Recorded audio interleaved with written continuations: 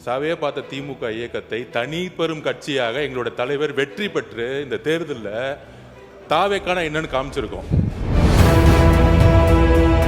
உறுதியாக சொல்றோம், நீங்க 25 வருஷத்துக்கு மேல ஆட்சியில் இருக்கீங்க, ஏன் தைரியம் இருந்தால் லைவ் போடல? நீங்க இது வரைக்கும் உங்ககிட்ட நேர்மையான வெளிப்படை தன்மையான சட்டமன்றத்தை நடத்தக்கூடிய தைரியம் திமுக இது வரைக்கும் இருந்தது இல்லை.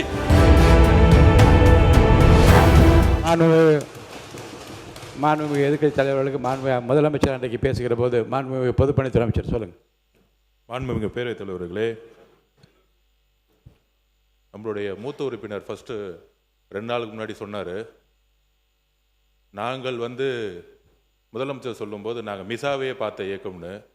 நீங்கள் மிசாவையே பார்த்த இயக்கம் தான், ஆனால் மிசாவையே பார்த்த திமுக இயக்கத்தை தனி பெரும் கட்சியாக எங்களோட தலைவர் வெற்றி பெற்று இந்த தேர்தலில் தாவேக்கான என்னன்னு காமிச்சிருக்கோம். அதனால எங்களுக்கு எந்த பயமும் கிடையாது. எங்களுக்கு எந்த பயம் கிடையாது. ஒவ்வொரு தலையிலும், முக்கியமாக நெடுஞ்சாலை துறையிலும் சரி, முக்கியமாக பொதுப்பணின்னு சொல்லி வெள்ளை வேறிக்கை வெளியிட்டு முதலமைச்சருடைய அலுவலகத்தில் அந்த ஃபைல் இருக்கு. கண்டிப்பாக ஆதாரத்துடன் சட்டப்படியான நடவடிக்கை எடுக்கப்படுங்கிறதா முதலமைச்சர் சொல்ல வந்தது. இதை யாரும் அவர் சொன்ன அர்த்தம் அன்னைக்கு அவைக்கு அவர் வரல, அது அவருடைய ப்ராப்ளம். அது அவைக்கு வராத பொழுது அவர் சொன்னார், மாண்புமிகு கொறடா சொன்னார், ஆதாரம் இருக்கா.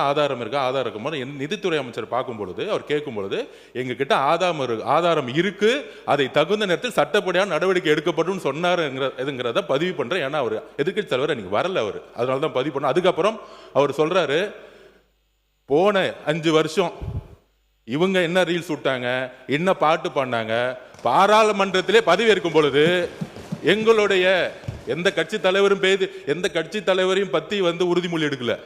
அவரை பத்தி பேசிதான் உறுதிமொழி எடுத்தாங்க. பாராளுமன்றத்திலேயே தமிழ்நாட்டுடைய புகழ் பெரியாரை பத்தியோ அண்ணாவை பத்தியோ பேசல.